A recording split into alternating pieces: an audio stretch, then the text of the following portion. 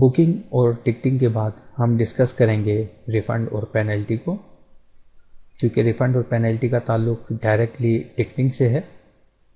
Report tab को हम और रिपोर्ट्स के मॉड्यूल को हम बिल्कुल एंड में डिस्कस करेंगे, क्योंकि हमारे सॉफ्टवेयर में सारे मॉड्यूल्स यूज़ हो चुके होंगे, तो हमारी रिपोर्ट्स के मॉड्यूल की जो एक्यूरेसी है या जो उसकी अंडरस्टैंडिंग है वो आपको और ज़्यादा अच्छे तरीके से होगी, बजाय इसके कि मैं भी आपको ब्लैंक रिपोर्ट्स कुछ दिखाऊं।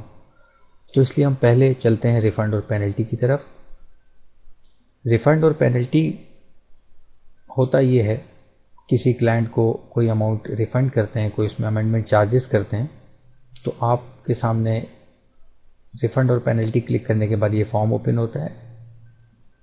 आप नई मेक कह लें या न्यू रिफ़ंड और पेनल्टी कह लें, क्रिएट करते हैं। यहाँ पर इनवॉइस नंबर आप एंटर करते हैं जिस इनवॉइस की आप रिफ़ंड या पेनल्टी बना रहे हैं। लेट्स सपोज मेरे पास एक क्लाइंट आया, उसने मुझे कहा कि उसका रिफ़ंड है या उसकी पेनल्टी, कोई इसको हम चेंजिंग्स की वजह से कोई पेनल्टी डाल रहे हैं या कोई भी उसका ऐसा इशू है।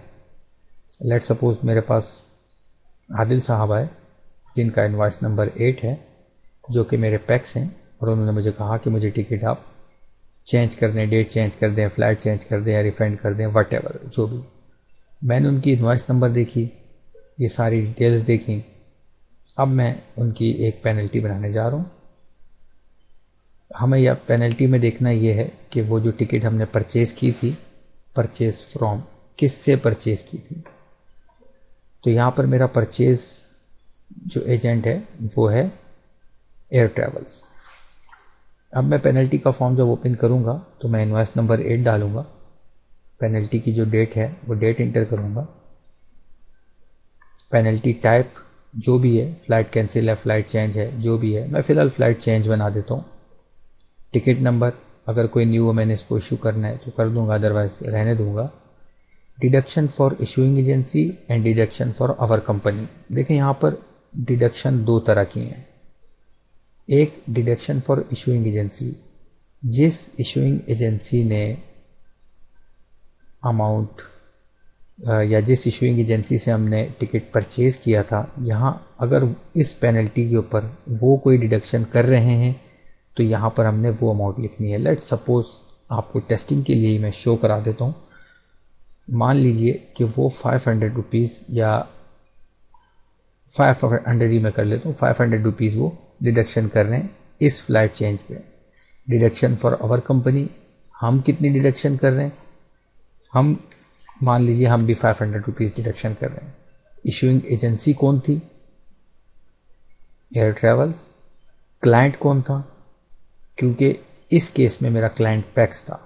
अगर मेरा क्लाइंट XYZ ट्रैवल या कोई भी ट्रैवल होता तो ये अमाउंट, डिडक्शन अमाउंट या जो भी टोटल ड्यू अमाउंट है, ये उसके लेजर में, या कोई रिफंडेड अमाउंट है, ये उसके लेजर में जाके एडजस्ट हो जाती। मैंने क्या करना है, फ़िलहाल मेरा क्लाइंट जो है वो पैक्स था, मैंने पैक्स क्लाइंट को सिलेक्ट किया। देखिए ये जो रेड बॉक्स है इसका मतलब है आपने यहाँ डेटा एंटर नहीं करना, ये खुद ही डेटा एंटर होगा। देखें 500 टोटल जो ड्यू अमाउंट हमारे पैसेंजर के ऊपर जा रही है वो 1000 रुपीज़ है, क्योंकि 500 इशूइंग एजेंसी ने डिडक्ट किया और 500 रुपीज़ हमने किए।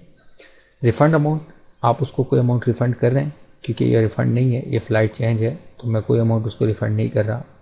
अगर मैं कोई अमाउंट रिफ़ंड कर देता हूँ तो मेरे ख्याल में फ़िलहाल हम इसको फ़्लाइट चेंज के बजाय फ़्लाइट कैंसिल कर देते हैं। मैं उसको एक अमाउंट रिफ़ंड कर ही देता हूँ, क्योंकि उसकी 12,000 की टिकट थी, 1000 रुपीज़ हमने डिडक्शन की, मैं उसको रिफ़ंड कर देता हूँ 11,000 रुपीज़। ये मैं रिफ़ंड इसलिए इसको बनाया क्योंकि अगर यहाँ ज़ीरो आता तो बात सिंपल थी। रिफ़ंड इसलिए बनाया कि बाद में हम जाके रिपोर्ट्स जब मैं आपको दिखाऊंगा तो वहाँ पर ये रिफ़ंडेड अमाउंट शो हो रही होगी इनवॉइस नंबर 8 के इक्वल। ریفنڈ اماؤنٹ ہم نے انٹر کر دی، ہم نے اس کو سیو کر دیا، بس سمپل سا میرا یہ اسٹیپ تھا ریفنڈ کرنے کا۔